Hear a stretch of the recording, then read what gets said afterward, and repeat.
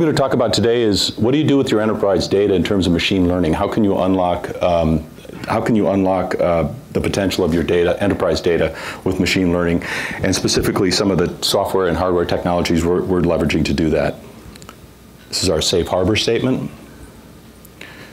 Now, big data has been a big, very interesting topic, very exciting for really the last 10 years. I recently gave a talk in Chicago at an event, a wine dinner type event, and asked basically the audience, came early, and within about the first hour they'd had 2 or 3 glasses of wine, so they were very, they were sort of had loosened up, and I asked them the question, how successful, what's the success rate of machine learning projects in your enterprise? And they all basically started giggling and started laughing. And in fact, unfortunately, the success rate was pretty low. Some people threw out some numbers, but the numbers generally were pretty low. And so the question is, what is it about, the benefits of machine learning are obviously can be very profound. There's all sorts of things you can leverage in an enterprise. Personalized recommendations if you're in marketing. HR, you can do a better job of sourcing candidates, find ones that stick around and that do a great job. Manufacturing, maybe you can optimize or figure out root causes for quality problems. So there's lots of reasons that we want to be able to do it. There's a bunch of things that we really need to do to be able to do this right. One is getting the right data and being able to combine external and internal data sets to give the decision makers a chance to get better outcomes. You want to make this easy to consume. So you want to deliver the recommendation at the time the decision's being made. You want to see the big picture so that the recommendation isn't being done in isolation. It should really be connected, not isolated. You want to understand why the decisions are being made and avoid bad decisions. So you really want to understand the structure of the decision making. And then you really want it to work with existing systems so it can be incorporated rapidly into the infrastructure that you have. So business users really are looking to leverage machine learning to do better predictions, be able to do better predictions and decisions. They want to do it faster, and they want to avoid costly and complex ML projects.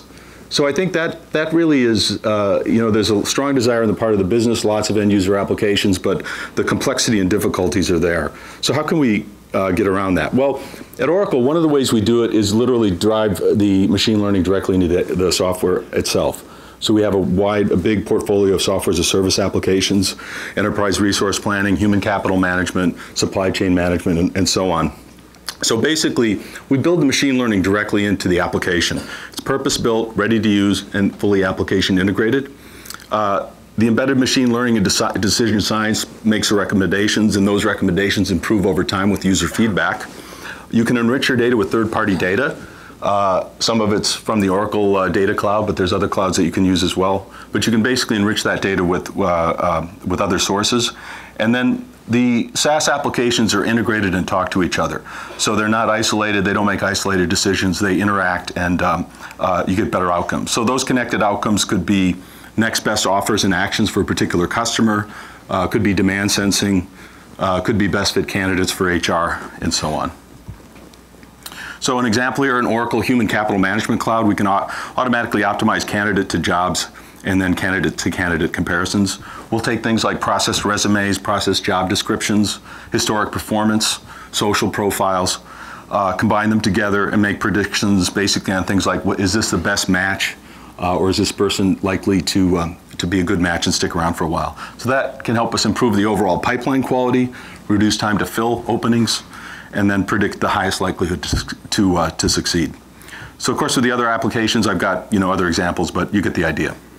So if it's so, if it's clear that you can use it, we're doing it day to day in our software as a service applications in our cloud. So why isn't it happening more regularly? I mean, I had about 60 people in the audience. What are some of these issues? Well, first of all, traditional machine learning can be it can basically be expensive, time-consuming, and complex. So if we look at the kind of the pipeline flow of what you have to do, first you have to start out with some kind of business understanding. What's your basic problem? What are the business owners concerned with? Then you have to get the data ingested and prep it. That's a lot of work, typically over 50% of the time. You want to make sure it's clean and not noisy. It's not incorrect.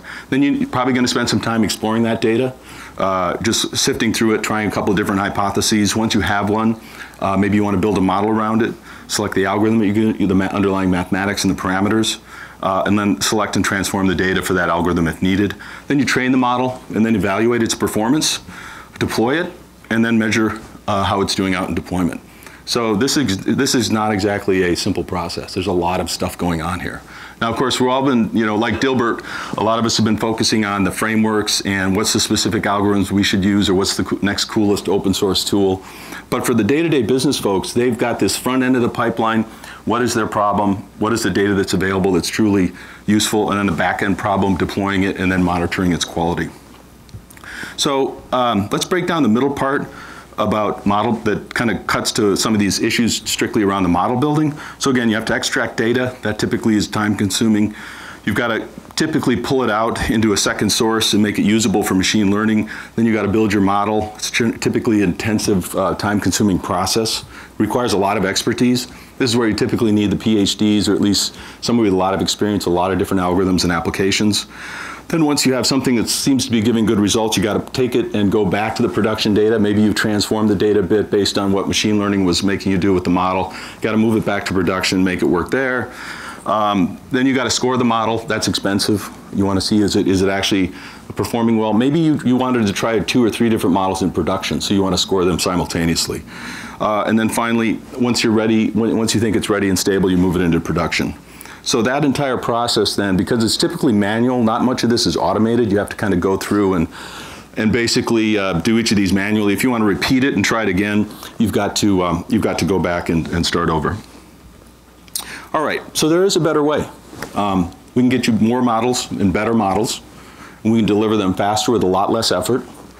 We can give you better protection and security of that data during the process. The prior speaker was in financial, obviously financial services. We also do a lot of work in healthcare, very sensitive areas in terms of managing data.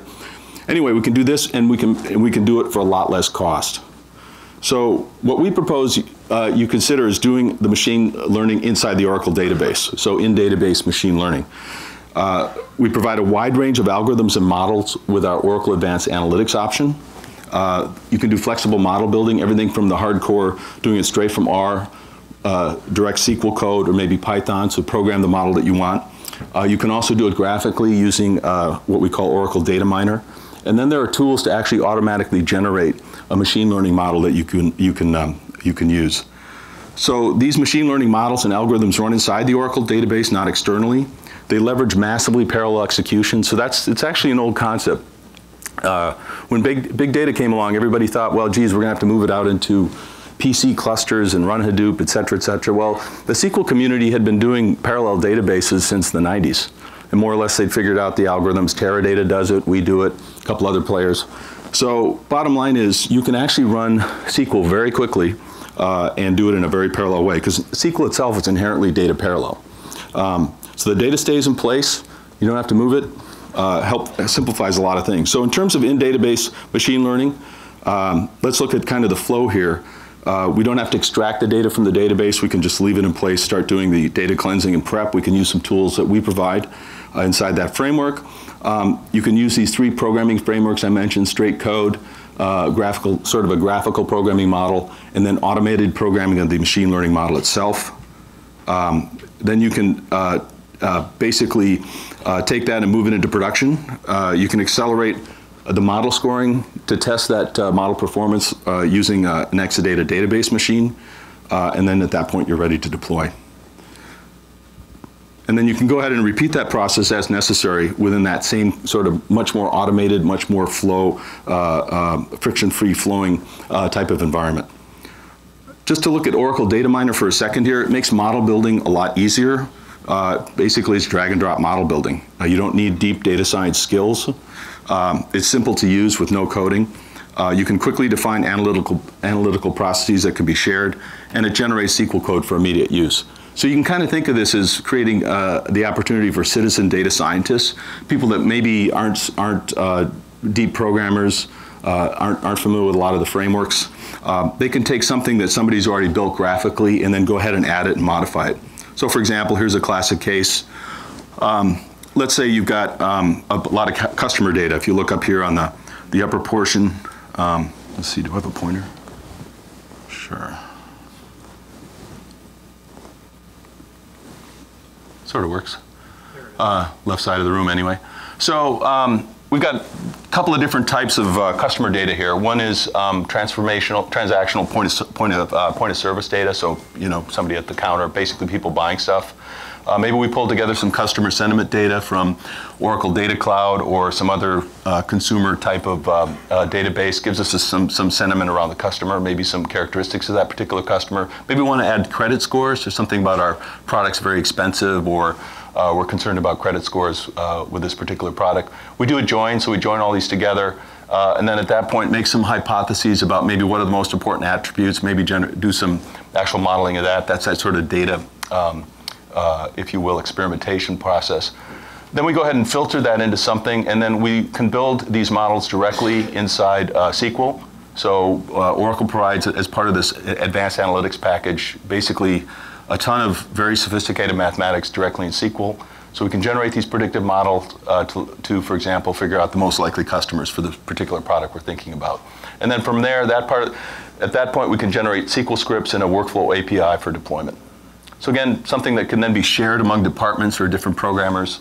Obviously, your hardcore data scientists can be the ones developing these internal modules, the prediction modules, other points that require the hardcore work, but then that can be shared fairly easily. Just a comment here then about Oracle AutoML, so AutoML squared. So this makes model building even easier. So it essentially uses machine learning to build new machine learning models, which creates really a dramatic reduction in machine building times, gives significant accuracy improvements, and doesn't require any special data science skills to build fairly productive, accurate models. So there's sort of three components. One is the automatic feature selection. So generally gives about a 50% reduction in the input features that you use. Then it'll go ahead and try out a lot of different models and then make a selection based on the performance. Typically 4x faster than an exhaustive search, so it's smarter about how it does the searching. And then it goes and automatically tunes the parameters themselves and gives a significant boost on the accuracy of the parameters themselves. So one of the things you might be thinking is, well, isn't SQL slow, or isn't SQL, I needed to go NoSQL because that's scaled and I could, that's what would allow me to really do stuff in production on a very large scale. Well, we don't really think that's true. You may not know it, but Oracle actually builds its own hardware specifically for the Oracle database. It's called the Oracle Exadata. So it's very tightly integrated hardware and software. We take the database and we do a ton of optimizations around Flash, around InfiniBand, around all sorts of fancy hardware and various RDMA and hardware, software accelerations that I could talk about all day because I used to be an infrastructure guy. But nonetheless, generally it gives you about a 10x performance improvement. So most of the time this is actually one of the fastest growing products inside Oracle. Except for software as a service, it's definitely the fastest growing. Because what people are finding is if they go to this particular engine for driving their SQL workloads, it just, it blows away hardware that they could build themselves. So with that, you get better performance. You can really run these machine learning sophisticated models in production. You can test them, develop them. And it gives you the security and availability, simplicity and economics of an integrated software hardware package. So in terms of that difficulty of getting the stuff the amazing algorithms and amazing work that you folks are doing, it takes away a lot of the grunt work in terms of maintaining packages, integrating different data sets, integrating lots of different platforms. It gives you an integrated environment to make things happen really rapidly. So again, more or less talked about that. So I think in summary, this is a little bit more graphical kind of point of what that goes over what I'm trying to say here. I think the issue with big data, there's been platform sprawl. There's been a lot of different software packages and tools, and that's okay, by the way. I mean, sometimes there's going to be particular tools that really provide strong advantages. So you don't want to use just necessarily a single tool. But what happened is we've had sort of a sprawl. There's so many that a lot of the work is integration. So you get complexity. There's lots of data movement. There's duplicated data. There's often more latency. There's security exposures and duplicated storage, backup systems, space, and power. So our approach is really saying the traditional approach says move the data, pull it out of wherever it's at, move it here, move it there, try to transform it through multiple systems. Oracle's saying don't move the data, leave it there. Really move the algorithms that you'd be otherwise using directly into the Oracle database. Gives you simpler, smarter data management along with analytics and machine learning. So Is anybody using this? Of course. Turkcell has an enormous database of their cell